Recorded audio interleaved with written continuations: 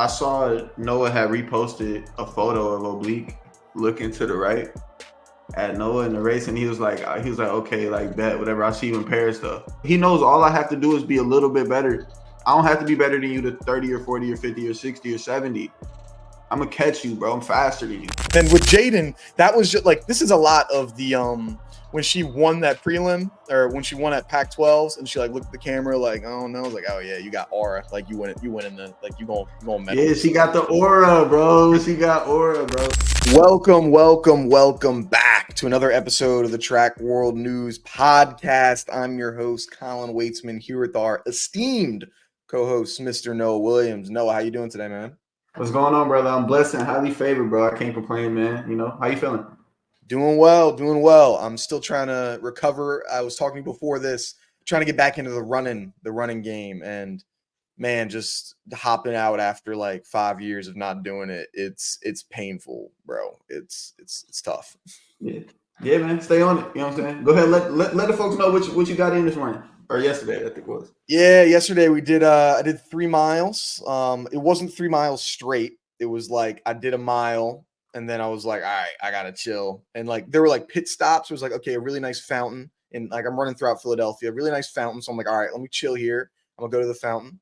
And then I ran to the art museum. So like where Rocky does his steps thing. So I ran up the steps, and I chilled out there. Then I went back, chilled back at the fountain, went back to the crib. But it's good. So we got a little running back in. Trying to get more into it, because it was like, that 400 was humbling. I was like, holy crap, this is bad. I gotta lock in. I feel it, but that's good, man. That's good stuff though. You go. Hey, and you're a painter now. You're an artist. I'm an artist, man. What you doing? Man, I did a little paint and sip yesterday. Caught the vibes. It was cool. So now I add another thing to my repertoire. That's skills. There you go. After a track career, you can see he'll be posting up your art to buy, to get some stuff like that. So part-time artists in the works. So awesome. All right, everyone. So we've got a lot of stuff going on today. It's the NCAA Championship preview. So we're going to be going over the sprinting, relays, hurdle events for the NCAA Championship, as well as there's 2 pro competitions we had to go over from this past week. Just couldn't pass it up. So we'll be starting off with that, and then getting into our NCAA Championship preview, picks, and discussions. So first, we got to go over last night, or I guess it was 2 days ago at this point, Noah Lyles, Oblique Seville, Racers Grand Prix. Oblique Seville with the big win over Noah, running a 982, new world lead. Noah Lyles coming in second place with a 9.85 to get second, and also the second fastest time in the world. He was talking about how he wanted to drop some really great times in here, and I think we saw this was the best competition in the 100 meters this year, just based on where everyone has been. What were your takeaways from this race, Noah? And what are you looking into for her? Yeah, my biggest thing that kind of stuck with me was like, Oblique, he held down home field, he held down home turf. That's his track there, and for him to go and secure a win over Noah was big. For his confidence and everything like that. He went and executed a good race. Noah did as well, though. Like, Noah ran a hell of a race as well. He ran his own race. I could tell, and Noah even spoke on it in the interview. He was like, my last 10, like, I felt myself reaching, like I used to when I was younger, trying to catch people, but I just got to maintain my own race and stay in my own lane. I think that's what makes him so great. But his attitude and demeanor after the race was like really encouraging for me. So like, I'm still picking Noah to like beat Oblique on the biggest stage, but that was a dope race, and I'm really happy for Oblique that he was able to do that. Yeah, it was a big for him. I mean, it was a PR for Oblique. Like, it was a pretty big race, and I think Noah's PR is 983, so not too far off of what his PR is there when he ran his 985. So yeah, I mean, for me, it's refreshing seeing like, real good times now. Like, if finally seeing some 9.8s. It's like, all right, now we've got some speed, and it's good that it was both in the same race. Like I was seeing some people on the internet talking like, oh, like, Noah's got to be, he's got to be feeling bad about this one. He's got to be feeling this. So I was like, no, like if I told you with where the current state of the men's 100 is right now, if I told you that in Jamaica he's going to run a 9.85. What would be your feelings? Like, oh, that's probably the world lead, and that's an amazing race. Be like, all right, well, it just so happened somebody else just ran a personal best that got it as well. So it was I think, a really good positioning for him. And like, yeah, I'd be feeling good. Of course, you want to get the win, but with how he's performed at World Championships and all of that, like I wouldn't be nervous at it at all. I think it was a really good time to be able to put together a good race for him. So I thought that was a positive thing for sure.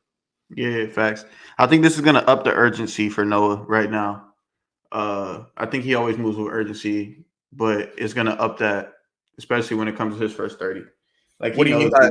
I was gonna say, what do you mean by like upping the urgency there for him? Yeah, so I saw Noah had reposted a photo of Oblique looking to the right at Noah in the race, and he was like, okay, like, bet, whatever. I'll see you in Paris though.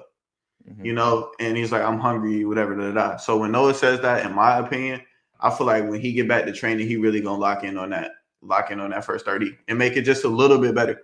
Because he knows all I have to do is be a little bit better. I don't have to be better than you to 30 or 40 or 50 or 60 or 70. I'm gonna catch you, bro. I'm faster than you.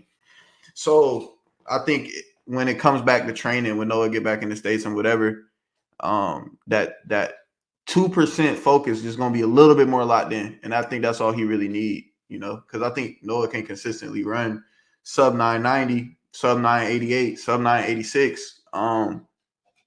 But just to get that extra few to make sure he could beat everybody in the field, it's just going to be that first 30. So he's got to get a little bit better, but I think he will.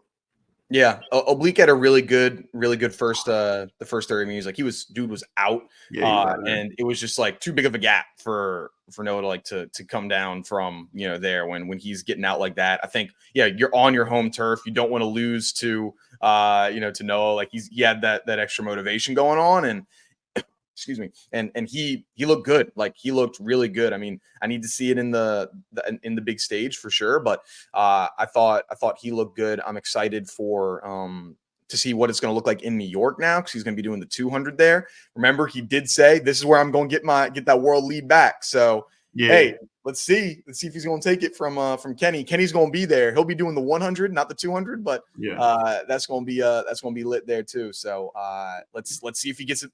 See if he gets it back. Like, he's talking a lot of this game stuff. This is the stuff that fans like to hear. Like, fans love seeing this, back and forth and everything going on. So it's like, all right, like now it's game time. This upcoming week for the Grand Prix.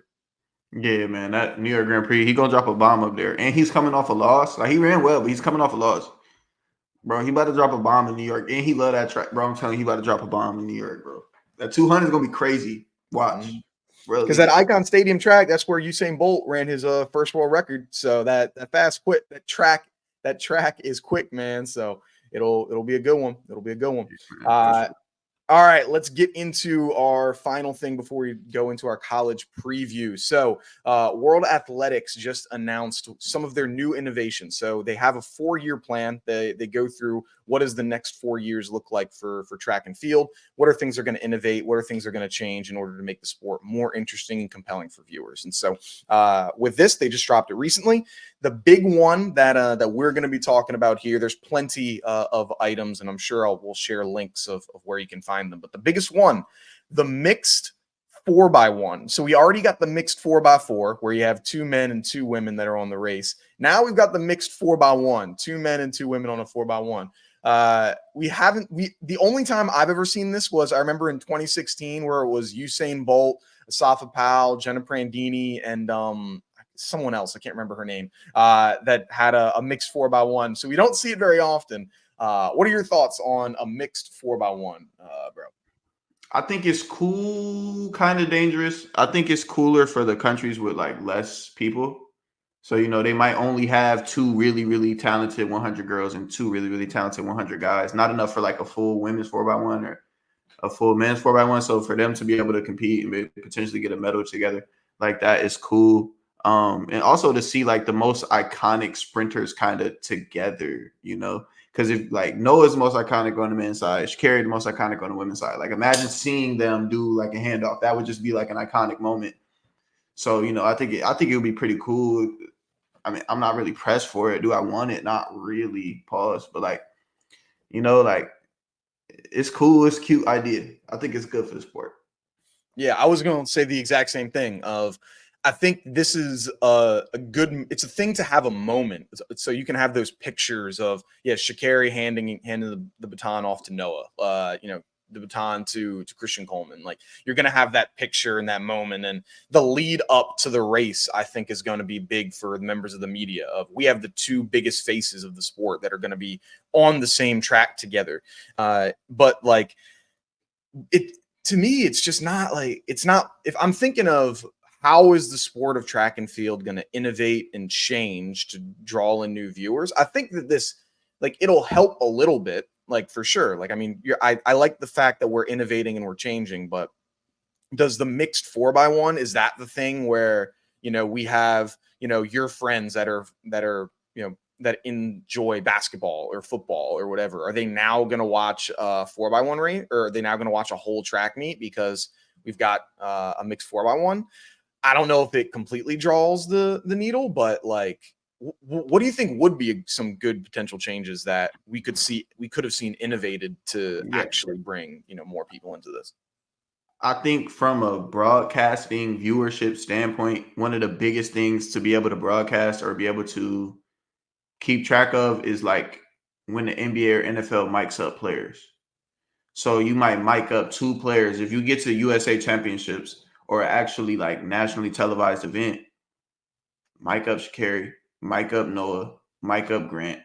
Had a couple cameras on them here and there. Because now we drawing more like it's a familiar relationship now with the viewer, with the casual fan, with the basketball fan, with the football fan, whatever your favorite sport is. If you clicking through the channel and you see, oh, this person mic'd up, oh, he joking, he laughing.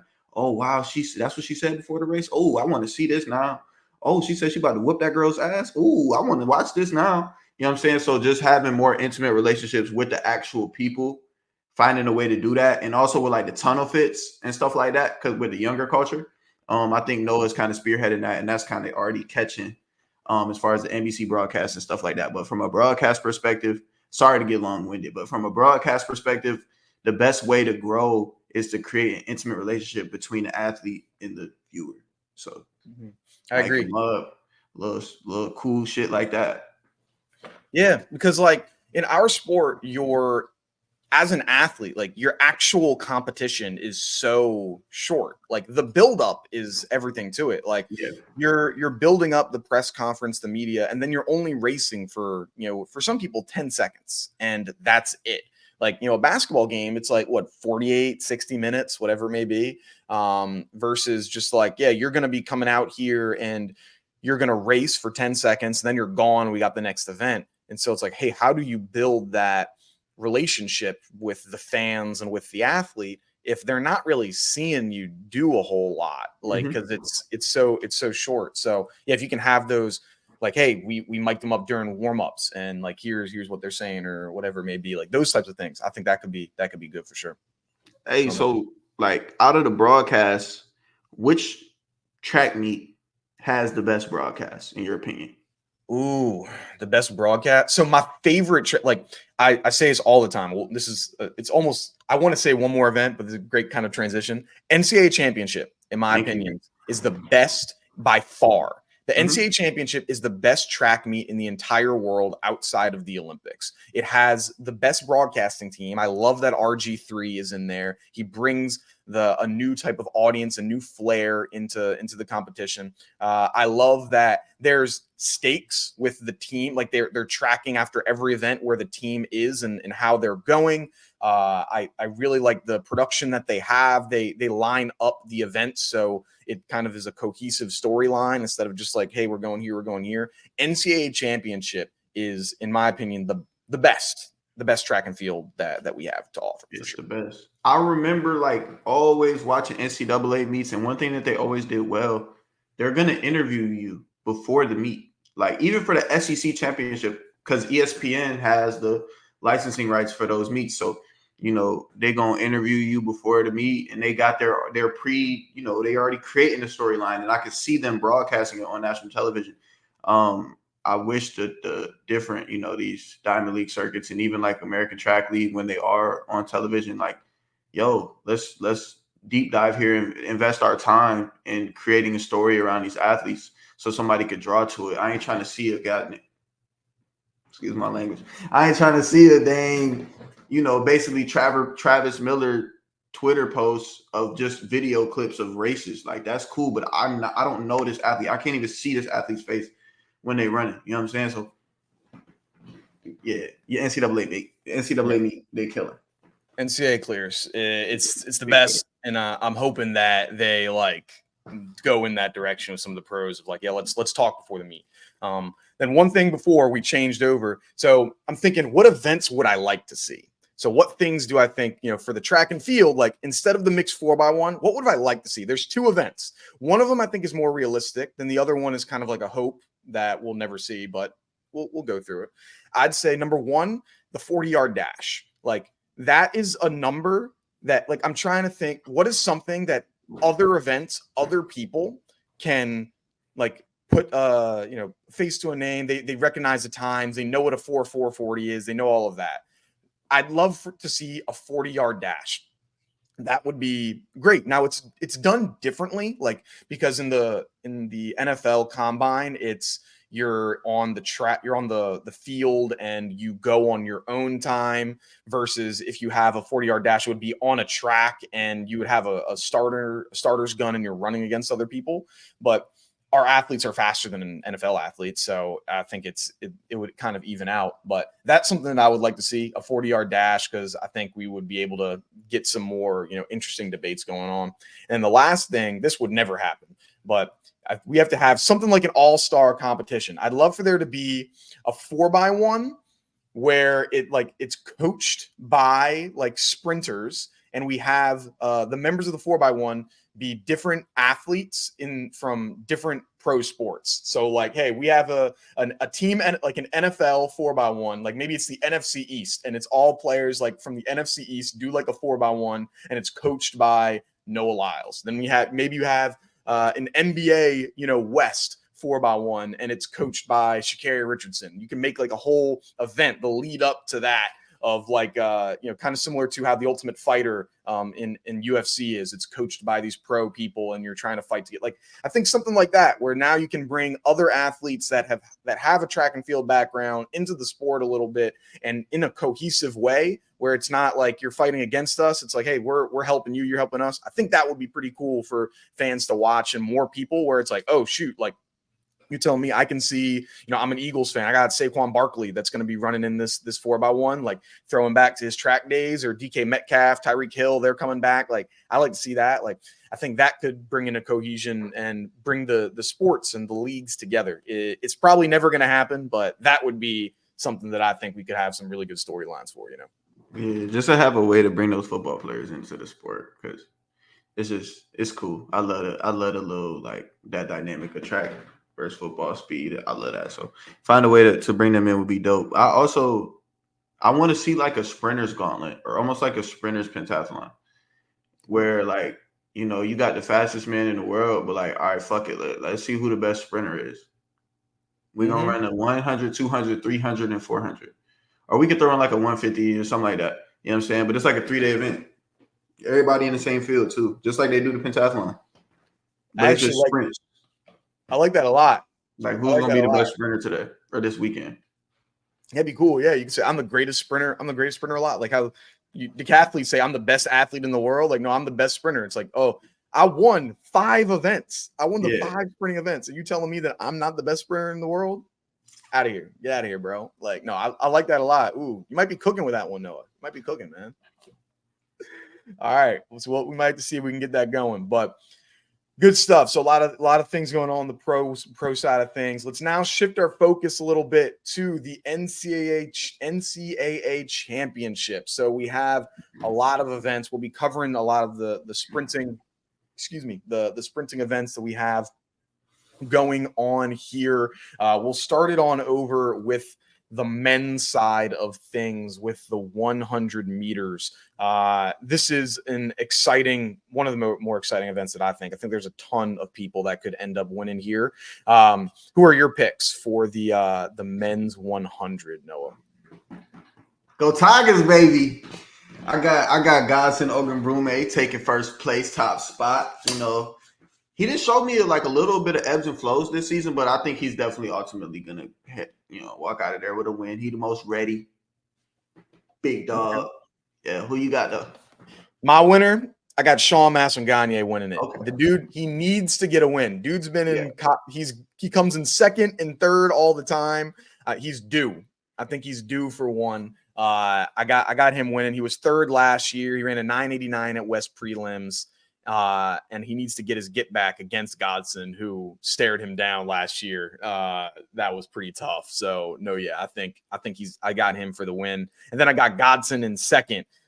He was the SEC champion. He came in second last year. I think it's going to be like a dog fight against those two for sure.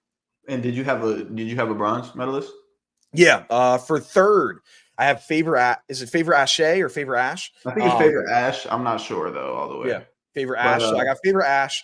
He's number 3rd in the NCAA this year. He ran 994 prelims. He's been sub 10 3 times this year. The big reason that I had him in 3rd and not higher is last year he was the number 1 time in the country and he came in 8th.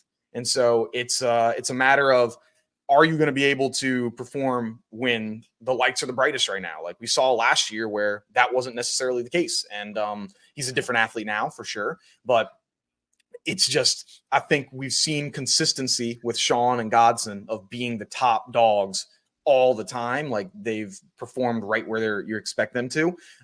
Favour, he'll have really good times during the regular season. During the championships, that's where it sometimes has been questionable. So I got him coming in 3rd here. And then there's a ton of people that are like in aren't there? The guy from Tennessee. I'm drawing a blank on his name. He's right up in there. So there's a ton of people that could surprise me. What is his name? But yeah, so I think that's my top 3. What about you? Who you got for 2 and 3? So 2, I took Shaun. Shaun's like comfortable 2 for me. And then that 3rd spot, I had a hard time putting Favour at 3rd, but I ultimately ended up doing it. And for reasons that you said as well, like he's folded too many times or like pulled out of too many races. And it's weird. It's almost like you getting scared now at big races. You got big dogs with you getting scared. So I don't think he's going to beat either of those guys, but I gave him 3rd place based on, he's ran hella fast a lot. It just hasn't been at the biggest meet. So I got Godson 1, Shaun 2, Favour 3.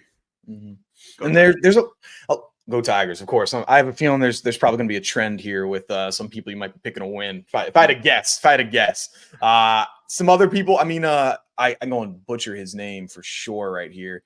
Saminu Abdul Rashid, the South Florida guy. He's someone I think you got to look out for. He put up some crazy times. You have Louis Hinchcliffe from from Houston. He ran that 984 yesterday at prelims, where like he could be a dark horse. Like if he goes into that top 3, that's something that could shake things up a little bit. So and then of course Tamar's McCollum of Tennessee. I think is the NCAA leader right now. I'd like to see him do well. So it's going to be close. We'll have to see. What about what you got for the 200 here? Who's some of the people you got? Men, so I got Tarsis, Orogot of Alabama taking it this year. I was really excited for him last year, so I think this year he'll get the job done. 2nd, I got Wanya McCoy from Florida in 3rd place. I got my boy down in Arkansas, Lance Lang, taking 3rd place. So I promise that we did not talk about these beforehand because we have the same we have the same order. That's actually exactly what I had. Okay. And I have it written down. Look, so anyone that might be thinking that I'm changing things, no, I got it in my notes. I had Tarsis Orogot of Bama. He's winning it. Then I had McCoy out of Florida. I got him coming in second, and then I got Lance Lang down in Arkansas in third. I originally had Lance Lang coming in second, and then I swapped it. When I was doing it, but Orogot, he's just been on another one. Like it's not even close with anyone right now. World lead 1975, and then McCoy looked real good too. Came in second at the SEC Championship. And he also PR'd in the 100 at the SEC Championship as well. So he's like trending in the right direction. And Lance Lang, he was a dog back in Kentucky, and I think he's been doing really well over there in Arkansas. So I like him. He PR'd in the 100 at the prelims too. So like people are starting to PR when it matters right now, and so it's looking good for them. But yeah, that's we got the same three there. So I think we got some good competition for him there, man. There's another guy I want to throw in the pot there for the 200, and I don't want to butcher his name. I think it's Chiekna Traore, the guy from Penn State. Yeah. And what's crazy, I seen his 60 indoors, and it was on Twitter. It was just a Travis Miller post, and like I think he got second in the race. Mm-hmm. But I was like, yo, like I just quoted the tweet, and I was like, yo, like this kid looks fucking special. Like I said I'm excited to see his 200 outdoors. And he hit me back. He was like, 2025, bro, trust. Like 20.25. And I was like, you look like a 19 guy, bro. That's exactly what I told him. I said, you look like a 19 guy, bro. Don't sell yourself short. And like I see him getting and I think he ran a wind aided 19. No, he ran 1993 legal. You know what I'm saying? And he won the first round meet. I mean, you can't win the meet, but he placed first in his heat at least. So I mean, he got second at conference, but he's somebody that I'm really excited to watch. I think it's somebody that we should definitely keep an eye on. So if you're out there somewhere in the world, Chiekna Traore, and you watching this, bro, I'm supporting you, bro. I'm behind you, bro. Yeah, he put down 2 PRs down there at the prelims with going sub 20, and then what was it, 10, 15 in the 100. So like he's looking special, man. Like I think he's someone that can put do some damage there on the track as well. So I think he'll be in a really good position. And it's he was someone that I was debating going back and forth. You know, being a PA guy, I was like, yeah, I think he should be good. I think he recently came in. So, but it's going to be close with them. So I think those 3 or those 4 are people to look out for. Who else? There's the other guy that's from Auburn. Geez, so many names. I'm just not going to say it right. Mckenzie Chabara. I know that's not how you say it. But he ran a 1995 at the prelims. So he was looking pretty good into a little bit of a headwind. So he came in third at the SEC Championship. So like there's a lot of people that are in here that can end up taking it. So that should be a good race for sure. For sure. That's cool. And then Shaun is obviously another name that you always got to look for too. Yeah, Shaun gonna be in that final. Yeah, yeah, he'll be in the final for sure. All right, let's go on over to your bread and butter here, Noah. We got the men's 400. Who is it that you got rolling in the 400 here? I got an upset, but not really an upset for real. Johnnie Blockburger, first place. Christopher Morales Williams, second place. Samuel Ogazi, the freshman, third place. Come on now. Tell me I'm wrong, man. All right. Here, let me go with my 3. Then I got to hear you. So I got Christopher Morales Williams, got him winning. I have Johnnie Blockburger at second out of USC. And then I got Judson Lincoln out of Virginia Tech coming in third. I need to hear you. Why you got them 3, man? Tell me about it. 43-9, Johnnie Blockburger, national champ. I'm telling you, he's ready. Coach Watts got him. That boy is ready right now. National champ, I see it, man. And he got the best 200 speed out of the field. So That combined with having more experience than Morales Williams and Ogazi at that point, when you get to Oregon, shit gets tense. You know what I'm saying?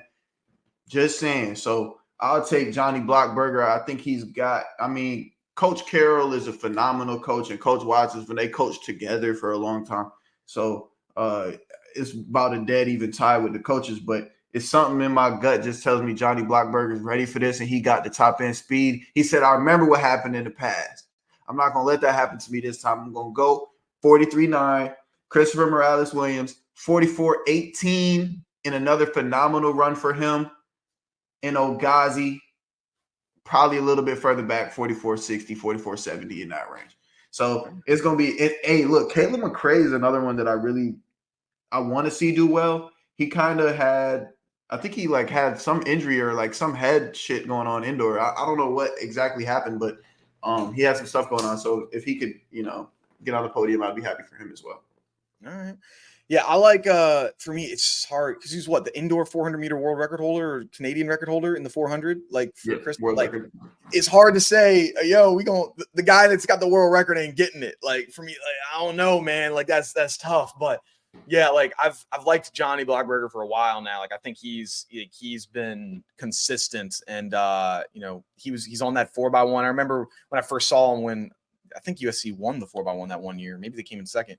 I was like, who is this guy? Because he was more of a 400-meter guy, and he's then added that 200 to his repertoire. He's got the talent, he's got the experience, man. I think it's going to be good. For me with Judson, this is why I got Judson in third. So tell me I'm wrong here. Judson Lincoln, he has PR'd 3 weeks in a row.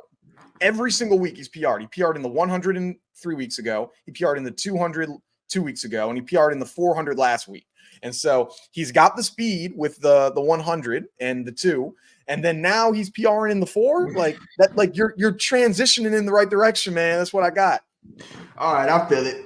I feel you. I think I'm gonna go in the opposite direction. PR in 3 weeks in a row is kind of dangerous as a man. It's kind of dangerous. You ain't gonna keep PRing now. That shit ain't gonna just keep happening for you. And look, he PR'd in 100, and I think he should be proud of PR'ing in 100. But to keep it all the way 100 with you, your ceiling is going to be low if as fast as you can run is a 10.68 over 100 meters.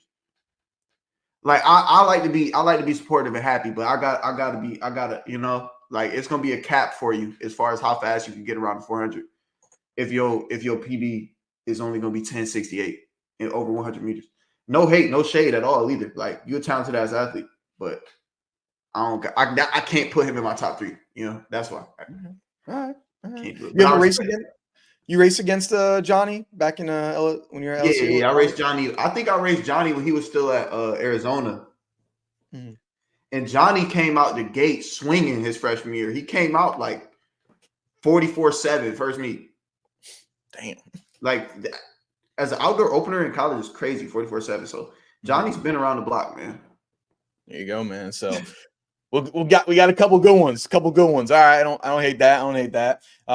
Let's go on over to the 110 meter hurdles here. So for 110 here, we'll switch it up. I can get started with them. For number 1, I got Jakob Tharp out of Auburn. Then I've got Devin Wilson out of Houston, and then I have Darius Luff out of Nebraska for my top 3. Who you got for the 110s here? Okay. I think his name's Jacoby, ain't it? Jacoby. Did I just complete Jacoby? Oh yeah, it's probably Jacoby. Yeah, I can't. But Jacoby, not a big not a big words guy, clearly, but yes, Jacoby. Jacoby Tharp, man, I got him taking a dub out of Auburn. Second place, I was kind of hesitant because I never heard of Nebraska having hurdlers like that personally. But I took my boy though. I got Darius Luff taking a dub, and then in third place, I got the boy Malachi Snow, the freshman from San Jose State. Dang, all right. Get some of the little mid-major love there. Shout out. A little bit of mid-major love, bro. And he a freshman, so he a wild card. I feel like he might go out there and pop out something crazy, grab a medal. Mm-hmm. Does Akron got any people at NCAAs this year? I think they got a pole vaulter, Hunter, unless he didn't qualify, but I think he might. I think he made it through. Yeah. Y'all always got vaulters. Akron vaulting. Man, bro. So that's why I'm excited to talk. I'm excited to talk women's pole vault because of that. That's what you at. There you go. Yeah, there's some good people over there. I think for me, Jacoby Tharp, like freshman, he's number one and he has the number 1 and the number 3 time in the entire country right now. So the dude's been on another level here. Now it's how are you going to perform at the NCAA championship? We'll have to see. Then Devion Wilson, he won Big 12. That was big for him. He's also been running faster every week. He started off at a 13.62. Now he's at a 13.24. So dude's turning up like when you need to, which is good. And Darius, Big Ten champion. So we'll see about that. So those should be some good ones. So let's all go head on over to the men's 400 meter hurdles. We can get things rolling here. I got as the winner Nathan Ezekiel for the win. I got number 2. I got Shaun Burrell coming in second. And then Nathan Ezekiel's out of Baylor, Shaun out of LSU. And then number 3, I got Caleb Dean out of Texas Tech. Yeah. What you got? It's looking like you're not going to agree with my picks here if I had to guess. I want to know why is that going to happen? Why is that going to happen? All right. Nathan Ezekiel, Big 12 champion, and he had a pretty big PR as well. He went from a 49 mid or 49 high to a 48.0 that he had. I thought that was pretty massive for where he's coming. So it's like, I like you for the win here. Big 12 champion. I think he'll be able to pull something off. Shaun Burrell, like he's got the pedigree, and I like he was a 2-time 400 or NCAA champion. Like I like that a lot. I think we'll see some good times for him of just like he hasn't been running very well recently. So I want to see some big changes there. And then Caleb Dean, Big 12, he came in second, PR in the prelims. I like that. Now, I know what you're probably thinking of. What am I doing without Chris Robinson? I understand that. I think there's going to be one event, and the hurdles is always something crazy happens. My prediction is something crazy is going to happen. Now, Chris should win. Like he's the best time in the country, even though he did it a while ago. I think we might just see some craziness here. So that's why, yes, I understand Chris probably should win and he definitely should be on the podium. I got to have at least one hot take. That's my hot take. The fastest time in the country and getting on the podium. Okay. I respect that actually. Cause he hasn't ran his season best since I think Tom Jones. Yeah. April. Back in April. Yeah. So, but he is the national champion. He's shown me multiple times that he is a dog. Killer. So I had to take Chris Robinson first. Nathaniel Ezekiel, I got the silver, and I took Shaun with the bronze. So I think that Shaun is a big time performer. He struggled obviously more recent competitions, but he's a really, really strong minded athlete, super talented athlete. I was blessed to be able to train with him. So I'm going to take Shaun with that bronze. He might sneak and grab a dub again. You never really know. But despite the struggles recently, I think he's going to get on the podium. Yeah, he's a championship performer. I can't turn it down you have it in you. Like I know that you have a 47 in you. Like you can do it. It's haven't seen that recently. Hopefully we'll be able to turn it around. But I can't disrespect Bull. Like he pulls up when he needs to. So Got to watch out for him. Does he have a year of eligibility left? Did he redshirt 1 year?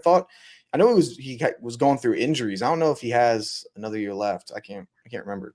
If anything, it would be an indoor season. I don't think he competed his freshman year indoor all the way through. It's like a point where you could if you compete through January at something, you can still redshirt. So I think they might have did that with him his freshman year, but I'm not positive. Okay. Yeah. I think it was something like that, but no, sounds about right. All right, let's get on over to these relays. The 4x1. What do you got for the 4x1 here, Noah? Go Tigers. Them dogs, man. I got the LSU Tigers taking it. New collegiate record. New collegiate record in the 4x1. I'll take South Florida and Houston. Like either South Florida or Houston. I can see Auburn sneaking in there. Does Arkansas have a team? I don't. I guess not. Somehow. Let me pull it up. 4x1 Arkansas. Yo, no way. They only ran 39. Oh, that's not possible. Yeah, no, I do not see Arkansas. They do not have a relay here. No. They're not in the top. But so that would be like my top 3 to 4 teams: LSU, South Florida, Houston, Auburn. The guys that are already at the top of the leaderboard. Mm-hmm. Yeah, I got LSU winning it. SEC champs have a chance to get that a national record. I mean, they got crazy talented team this year, so it's gonna be tough to beat them. Then I had Houston, like you said, coming in second. Like I've seen that race from Louis at what was it, Big 12s, like or prelims. Like he's gonna be someone that's there. I really like. They could have done really well. I just wish because Devontae Burnett, he transferred to Houston. He didn't really run that well, or he was injured or something. He missed a lot of the meet. So he ran at Penn Relays, but I ain't seen him much there. He was the NCAA champion in the 60 back when they had to run the race again. And he also ran a 9.9, and he unfortunately wasn't on the relay. I don't know if it was an injury or what, but that we could have seen an even bigger number for him. And then I had South. What you say? He's been like on and off for a while because ever since he won that title, it's been tough, and I hate that because he's hella talented. Yeah, he didn't run 100 for 2 years. Like it was 2 years ago, it was the last 100 that he ran, and then this year he ran something, and it's just he ain't look the same. Hopefully he'll be able to bounce back and have some good health because he was nuts at USC. He was putting up crazy numbers. And then third, I had South Florida. I think it's like South Florida and Houston have ran like the same time, like literally down the same time. So that'll be good. South Florida did beat them at Penn Relays. Like they beat Houston at Penn Relays on like at the lean. So it was very close for them. They were pumped. They have like all the confidence in the world, over there in South Florida. So that should be a good one. But yep, I got LSU, Houston, South Florida there too. So, but before we move on from the 4x1 though, I could kind of see a world because I think this is a different Louis than 3 weeks ago from Houston. I could see a world where Louis and Shaun outperformed DeMarcus Fleming and Godson Oghenebrume on that relay from LSU and ended up winning this title. I mean, LSU has a pretty good gap going into the meet, but they didn't run well at the preliminary meet. Mm-hmm. And I hope them boys are locked in, man. They got 2 freshmen on the team, so it's like that's going to be a really good race. Like, it's not going to be a runaway at all. Like, I think LSU is going to win, but like I said, I can see a world where Houston with Louis and Shaun really get that thing done. I wish Devontae was like all the way healthy because he wasn't even on their team when they ran their fastest time. So we'll see. Yeah, but that 4x1 is going to be dope. Yeah, 4x1 is going to be it's going to be killer. I saw if you go to Track All Access on YouTube, they have a video where they did practice with Houston's 4x1 where they're talking about like where it is. It came out a couple months ago. I was watching that yesterday, and like they got a whole new type of team as well. Like they had their first leg was at the time it was Devontae, who hadn't ran in 2 years, and now so it's a new guy. They got a freshman. They got a guy that transferred in from Washington, and then they got Shaun, who has been getting a handoff from the same guy for the past 2 years, and so every single one of them handoffs is different now this year. So it's going to be like how's that going to work out? It's going to be you have to build that chemistry. So that'll be a good one, man. I think it's going to be a good top 3. And Auburn does have some depth. Like they have an A team and B team. Their A team was 4th in the country. Their B team was 5th in the country. And so like they've got guys that even if they have someone go down,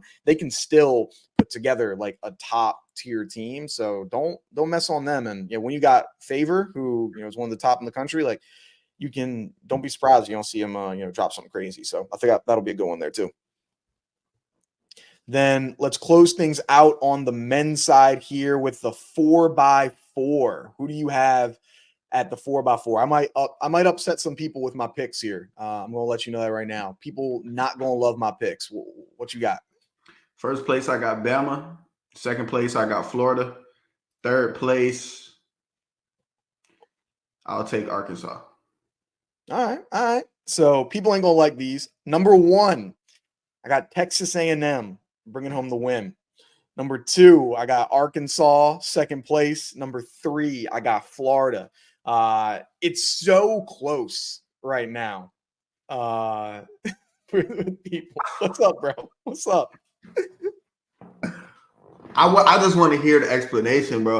My bad for dropping the jaw. I just want to hear it. I just want to hear how this is going to partake. Yep. Let me tell you. So, with Texas A&M winning, because like Ahmad Robinson is a killer on them relays. He's pulling out the best races that he needs to on them relays, and so he's going to be probably that anchor leg, going to be able to bring it home. And it's already so close. They've raced, it's going to be just the SEC championship all over again. And so, when we're running that, everyone ran their best. You're within 1 second of whatever the top team was. So that's enough space where, things can change up and it can get close. So I really like Ahmad on that relay there. Arkansas, I think, I've always liked them as a team. They got depth, and they'll be able to figure something out there. Let me see, who did I have with the open 400? Oh no, I didn't have anybody on their team in the top 3 on there, but they'll be all right. And then I had, what was it, Florida? Yeah, I don't know. I think it's super close, with where they're at. They're all within the same. Yeah, they went 1, 2, 3, 4 with Alabama. I mean, yes, they ran a 2:59.06. So they're also a half second faster than the next one. But in them relays, you can make up a half second when you got 4 people. If you're all taking just a little bit off. So I think it's going to be close there for sure. It will be a great 4x4, but I think Alabama has too much power. And I don't think that Tarsis ran on there was one team that Tarsis didn't run on. It might have been at SEC. No, he ran it at SEC. Yeah, he did run at SEC. Okay. So assuming he's going to be running this, they have 4 legitimate guys that can split. They have 3 guys that can split 43 on their team. Mm-hmm. That probably will. Tarsis is probably going to split 43. Caleb's probably going to split 43. Depending on how the freshman feels at the end of the meet, 44, 45 maybe. And Chris Robinson, if he's your pop-off, none of those other guys are going to beat him on pop-off. So Ahmad Robinson is a relay god, bro. Ever since 2021 when he had the fastest split at the meet, he's a great relay guy, but these other guys just can't beat Florida's, Javon Powell or Genoa McIver. Those guys are fucking cold, man. They're dogs. So Bama 1, Florida 2, Arkansas 3. I'm good with it. All right. Yeah. We'll see. All right. Let's go on over to the women's side of things. So we'll start things off with the women's 100. I can kick it off here. Number 1, our champion in the 100, going to be Mckenzie Long out of Ole Miss. Then I got Brianna Lyston out of LSU coming in second. And then I got Jadyn Mays out of Oregon coming in third. What do you got, Noah? You're a smart man, brother. You're a smart man, my brother. I have the same. Mckenzie Long first, Brianna Lyston second, Jadyn Mays third. So there's a couple contenders. There's going to be a few contenders, but I was most comfortable with those 3 ladies in that specific order. Yeah, I like some of the people that you can see in there a lot, like I think Thelma Davies, out of LSU, like she's been putting together a really good campaign so far. Jason Sears, she has the lead in the NCAA currently. Oh wait, she ain't make it. She ain't out. Oh yeah, I forgot she ain't in it. That's why I remember I didn't pick her because she wasn't in it. That's correct. And so like there's a couple people that are in there, but yeah, I mean Mckenzie Long, she ran the fastest time at the prelim with a 10:92. She's also, the world leader in the 200. She'll be doing the Instagram takeover tomorrow, actually, when you're watching this. So, there may be a little bit of bias here, but shout out Kenzie, man.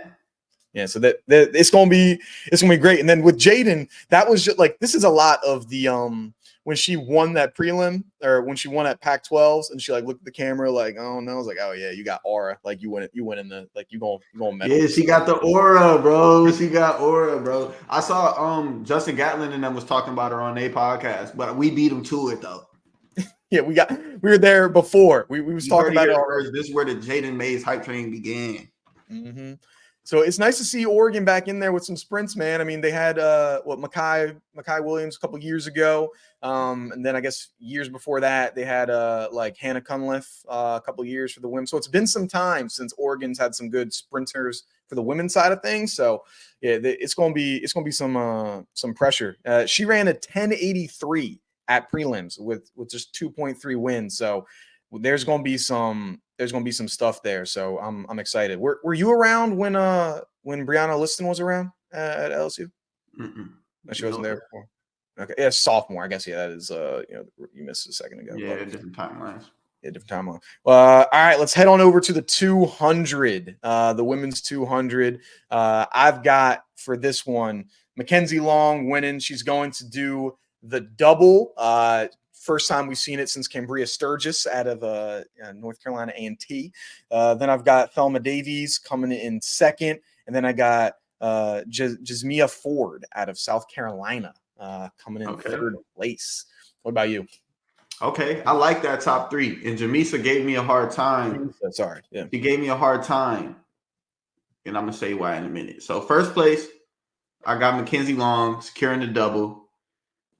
She's going to be up against one other athlete for athlete of the meet. But Mckenzie Long first place, Thelma Davies second place. The red hot Jadyn Mays taking third place. Now I had two other athletes that I really wanted to throw in there as well, and it was Jameesia and Kayla Jackson. I also wanted to consider Kayla Jackson for the 100 as well. She's getting hot and she's having like putting together some pretty good meets. But yeah, I think Jameesia, she's just lacking a little bit of experience over the rest of the girls at the national championship level. And I got some insider information from one of my sources, and I don't think that she's going to win.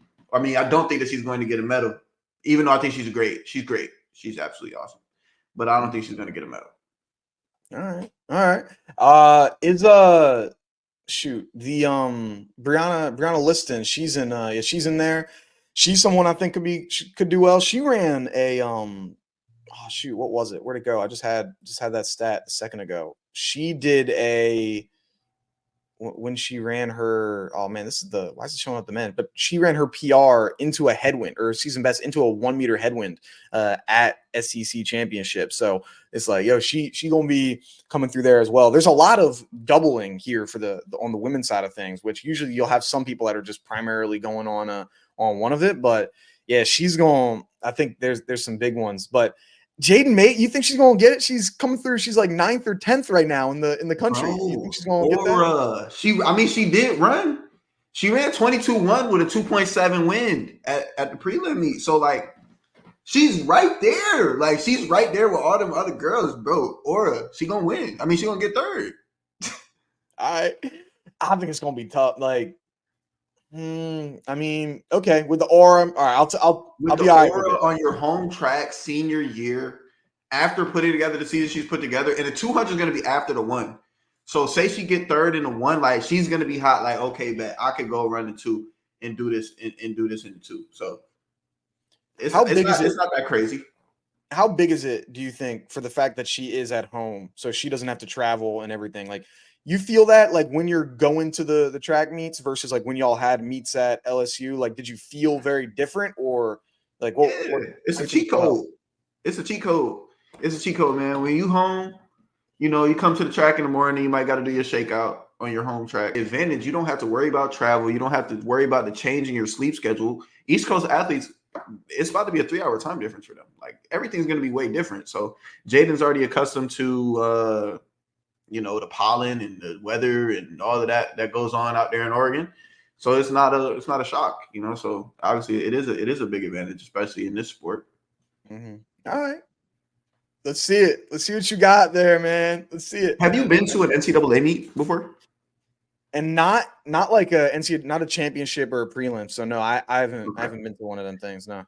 So the way that those local fans support Oregon athletes is crazy. Like, they get rowdy for Oregon athletes. So like, that is definitely something to, keep your eye on. Having that home track advantage, I feel like that's going, you got the home fans there.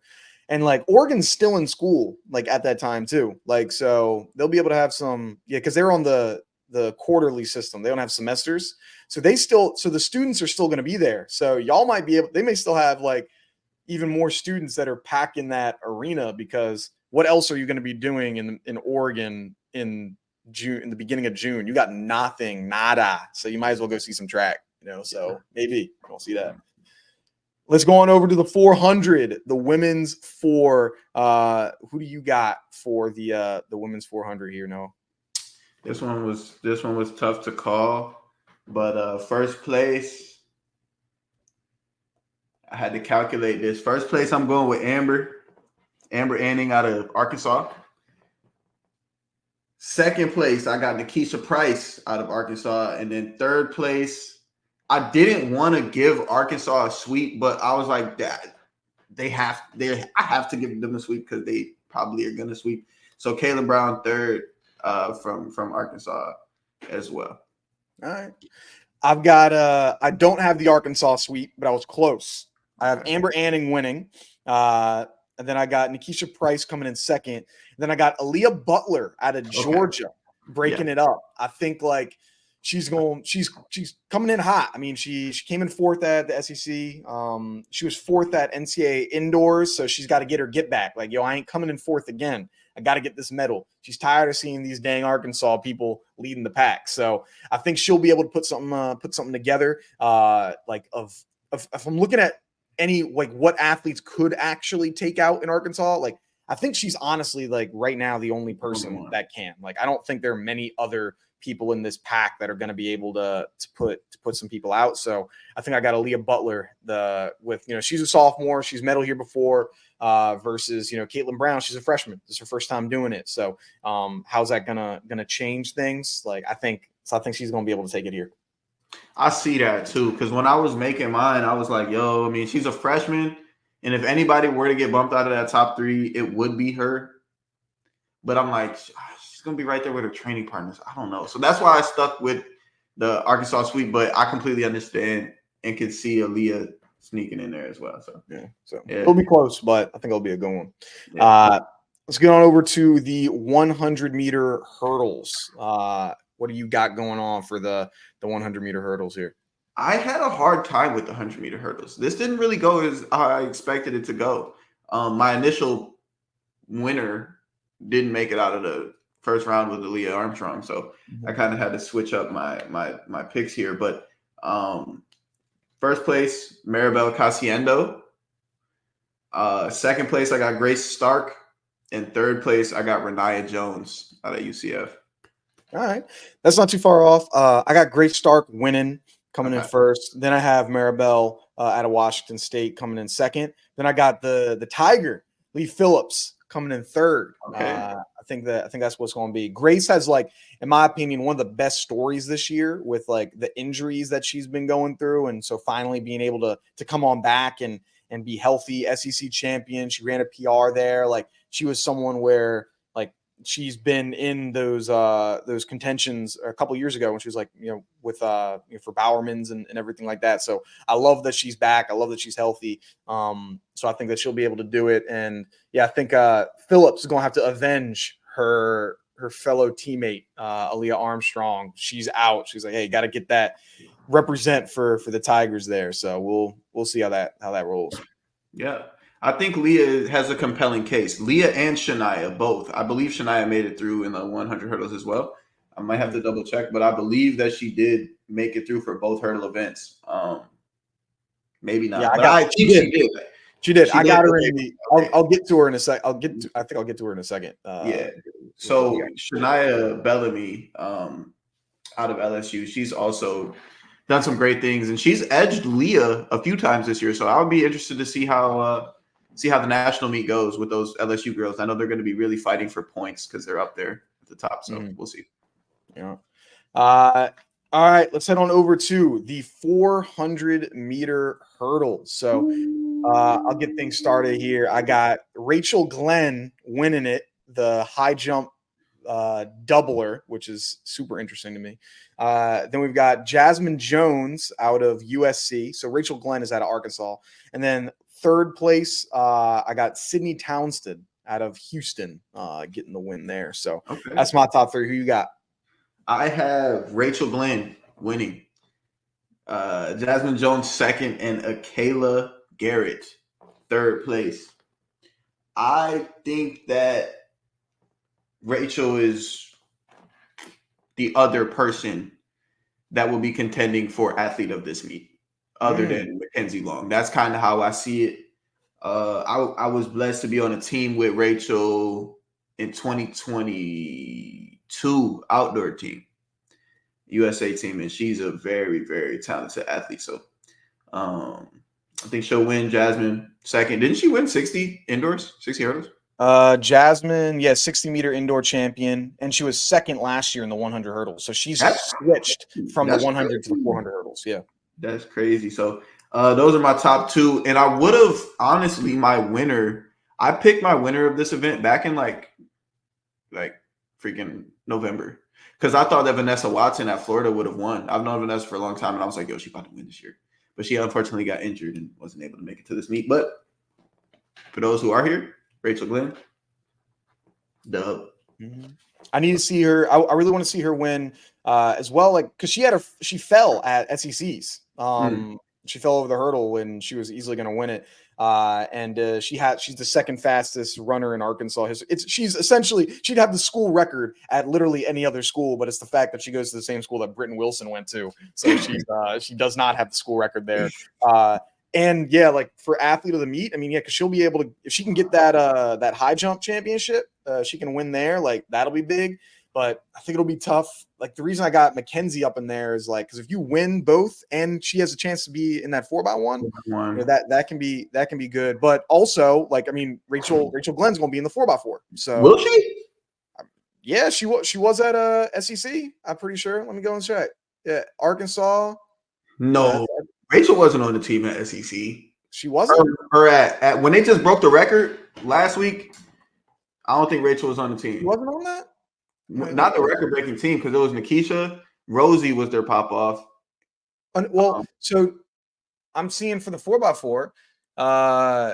This was in April 12th, which was the third fastest time. So I guess this wasn't the record-breaking team, but she was there with Anning, Brown, Glenn, Paya. Okay.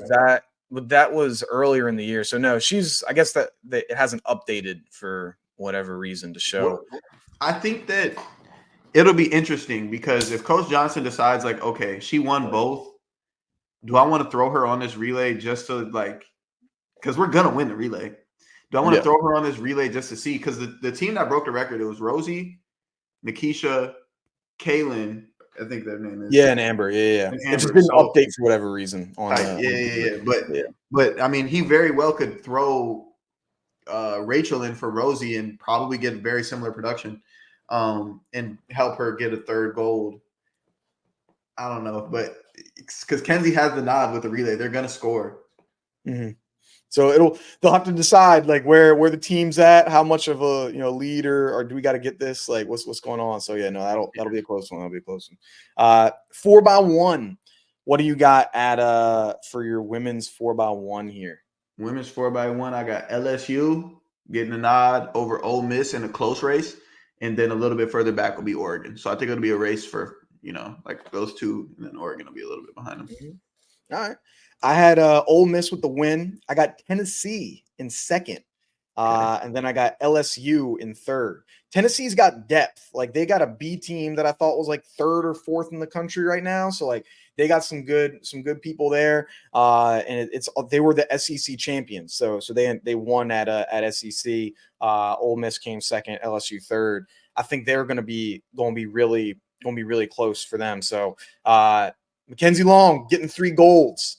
That's what it's going to look like. Might put her on the 4x4, get the fourth one. Why not? So I think it should be good though. I think it's going to be a really, really close race. It's 42-42, 42-47, and then 42-49. So very close amongst all three of them. So it should be good. Yeah, man, that's gonna be a dope race. Like both sides, men and women, are gonna kick off the meet in exciting fashions. 2 LSU victories.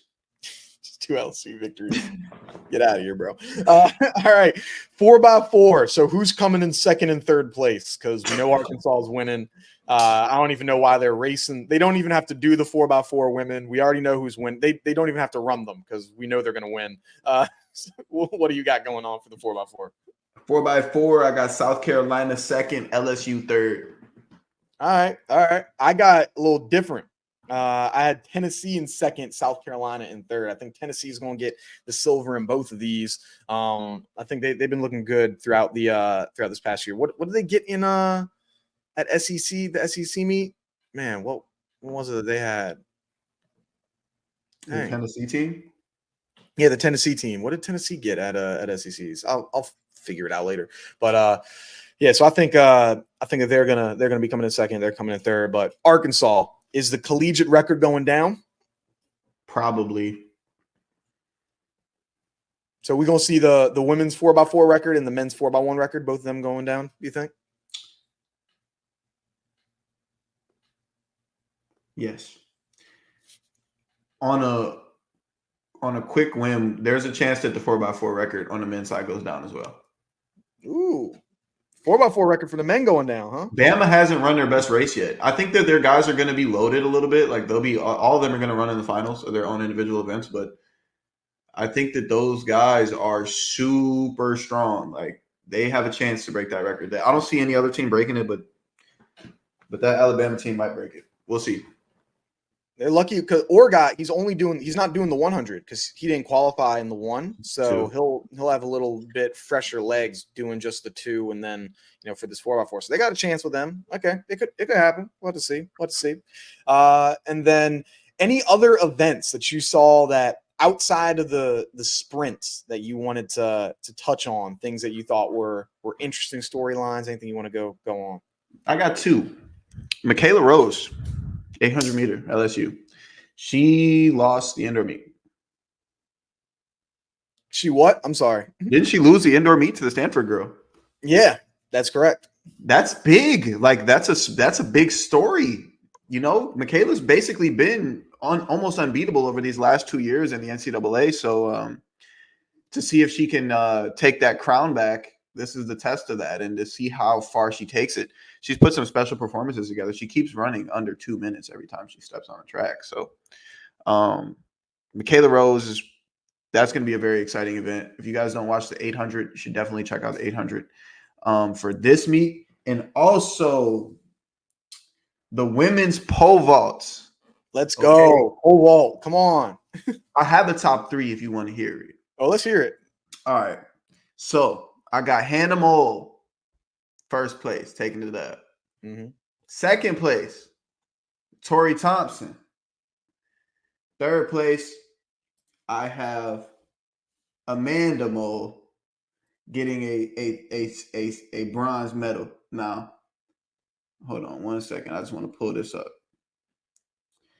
Tori Thompson is going to get a silver. She's coached by the legendary Dennis Mitchell, who was the coach of Shaun Barber, Matt Ludwig, Lucy Bryan, tons of great pole vaulters. And he moved to Illinois, coaching over there now. And he's got Tori Thompson over there doing some special things. I think she takes a silver medal. It's going to be an exciting event. And the sisters, are they sisters? Yeah, they're sisters. Yeah, they're twins, actually. Yeah. Twins, even better. There you go. Yeah, so I've got, for the women's pole vault, I've got Hannah Mole winning it. She's been, she made the U20 team. She made the world championship team. She performed, even though she's just a freshman, she performs under the big lights. She does not get nervous. It's just amazing for what she does. Then I have Chloe Timberg out of Rutgers. So I've seen her, actually got to see her pole vaults at the Princeton meet, where she set what was at the time the NCAA leading jump. And so she's been performing consistently for a long time. And I know her coach over there at Rutgers has performed, or has produced some of the best pole vaulting talent in the country. Fun fact, we actually trained, I wasn't there at the time, but we actually trained at the same pole vaulting club, so it's called Philly Jumps Club. I was there back in high school and college, and they have also, that is the best pole vaulting club in the entire country. I will fight anyone on that. And that's where she was at. So I think she's going to do really well. And then I had, for my third place, I've got, I always butcher her name, but Nastasha Campbell out of Washington. She's a transfer from, where was she before? She was at Arkansas. And I think she came in, what was it? She was second place last year. Yeah, she came in second last year. She hasn't been doing fantastic here, but Washington produces pole vaulters. That is like the school, they're known for that. So I think she'll have a bounce back year there. But no, that's good. All right, no, Noah's peeping in with the pole vault, man. I respect it, dude. All right, you locked in. I know that's your area of expertise, bro. But like, I went to the University of Akron, so I think that's where my eyes got opened up to the pole vault. It's such a pole vault school. Like, we were hosting pole vault conventions. So, freshman year, you got no choice but to sit and adjust the height of the thing. So you watching, and I got invested in that event. So yeah, man. Shout out to those pole vaulters. Shout out to you, brother. Hey, there we go, man. Looking forward to it. That's gonna be a good meet. Awesome. So one that I was looking for, let me pull it up. It was the women's, was it the 5K? Women's 5K, just Parker Valby. She's doing a couple different events. She's someone that you got to look out for with these national records. She has the national record for, what was it? I think the 3K indoors. She's someone that is on Bowerman watch. Like, look out for her. She's just been on an absolute tear this season out of Florida. So yeah, she's someone that I think is going to be putting up some crazy numbers. Let me see, where is it? So yeah, she's got the second fastest time in the country right now in the 5K. She came in first in the 10K. She ran a 32:43. And so I think she's going to be someone that we got to look out for when it comes to, she can do a double. She could also be the athlete of the meet, because she won the national championship in the 3K and the 5K indoors. So I think, anything that's got Parker Valby in it, you got to watch out, because she's going to be a killer. So that's who I got, something you got to look out for too. Fuck her, I might win the Bowerman, bro. I think I think it's going to be very hard for someone to dethrone her from the Bowerman. I'm sure we'll get into Bowerman talks the week after NCAAs, who we got, but yeah, I mean, she has a chance to be a 5-time national champion this year, like cross country, 3K, 5K, 5K, 10K. Bro, like, if Mckenzie Long would have to win, if she wins like the 1, the 2, the 4x1, or if anyone sweet, then we got a chance, or some national records, because she's got national records too. Like, you're gonna need to put some national records down and win it if you want to dethrone her. It's gonna be close, but she'd be looking good. She'd be looking good. What do you got for the team? Who do you think's gonna win for the men or the women? Women team champ, LSU. Closely followed by Arkansas, but I think the LSU women are gonna pull it out. We got a couple people in some jumps. Gonna snag a lot of points in the sprints and the hurdles. Obviously, relays, we're gonna do great. Michaela is gonna get us a dub in the 800. We're gonna be straight. We're gonna get a dub.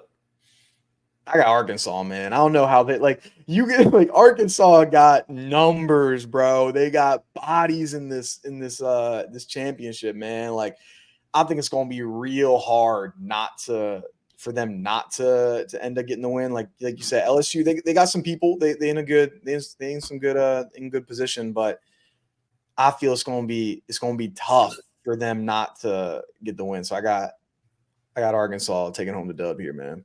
I feel it. And then the other event that I was very excited for was going to be that women's high jump. I think, obviously it's a lot of stakes on Rachel. You could tell this is like my second time speaking on it. So I'm really excited for her as an athlete. But her and Lamara Diston, they've been battling each other for like a few years, the girl at A&M. So to see them two be able to go at it again. And I think this Georgia girl as well. Yeah, she won indoors. Elena. It should be an interesting field with that high jump. So I'm pulling for Rachel. I want to see her get that double, but we'll see how that goes. That's a crazy double, by the way. Yeah, it's crazy. Who does 400 hurdles and high jump as a double? It makes no dang sense. It makes no dang sense, man. I think it's something that you'll see in high school with the 300 hurdles. Like a lot of states do 300 hurdles. So a lot of 300 hurdle high jumpers. I met a lot of those. I know Javon Harrison actually did that. But to see it happen in college is a different level and tier. I'm surprised, but good for her. Good for her. You know what I'm saying? And who you got for the men's side of things, man? I think this one's a little bit tougher. There's not it's going to be really close. I feel for the men. Tough. It'll be close and lower scoring, but I'm going with Bama. Bama? Yeah. Okay. Yeah, I was this is for the men's side. We saw it with Florida, where Florida pretty much single-handedly won with Joe Fambale. They didn't win a single sprinting event. They only won from the 100, the 200. They had some 400 guy. It was all sprints. They almost single-handedly won it off of him. I think it was going to be Texas A&M, but Texas A&M got injured with Terrence Jones and Debo. Texas Tech. Texas Tech. Yeah. Texas Tech got injured with Debo and Terrence Jones, so that kind of took them out of contention. I think I'm gonna go with. I don't even know, bro. I think it's gonna be so close. Let's go with Arkansas. It's gonna be super low scoring. There's no, I don't think there's really one exact individual that's going to get. LSU could mess around and get this thing. Shoot, I mean Houston could. If Shaun wins the 1 and the 2, they got Louis. If Louis medals, and then they got the 4x1, they could mess around and win it. It's so open this year. Why not? Let's just do that. Houston's winning. Houston gonna win the NCAA championship. Why not? There's so many different schools that could get this thing. There's so much parity right now, which I like. The fact that it's not easy to decide with this. Yeah, I feel it. So we'll see. But all right, that was our episode for the NCAA Championship preview. The competition, I think it gets started on Thursday, or is it Wednesday? Thursday? I think it's Thursday. And they do it where it's the men on one day, the women on the next day. So you'll be seeing those competitions going. Were you a fan of that when there were athletes where it's all men one day, all women the next day? No, didn't like that. Nah, it was kind of cool, I guess, but no. Yeah, I've heard a couple. I was talking to Serenity Douglas, she went to Texas, and she was like, "Yeah, I hated that it wasn't just have it all on the same day." I thought it was kind of cool from the fan aspect, being a fan. And I could go to the meet all day and I have to worry about running, so that part was cool. But I don't know. I guess I would have preferred it different. I liked it as a fan as well, from watching, because I think the storyline can build because it's more congruent versus you go from the men to the women to the men to the women. So you got to all right, was the men winning here? Were the men winning here, or were the women? So versus here, it's just the same thing. So you don't have to. You can just keep that storyline going.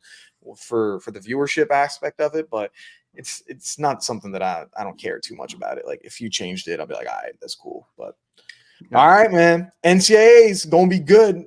Excited to watch. Thank you all for watching, listening to another episode of the Track World News Podcast. Next week, I will actually be at the NYC Grand Prix, so we'll have some interviews and things going on there. So definitely tune in, and we'll give you a recap of this NCAA championship as well. So get ready for all that is going to be going down next week. Thank you all for listening. Noah, any words for the people?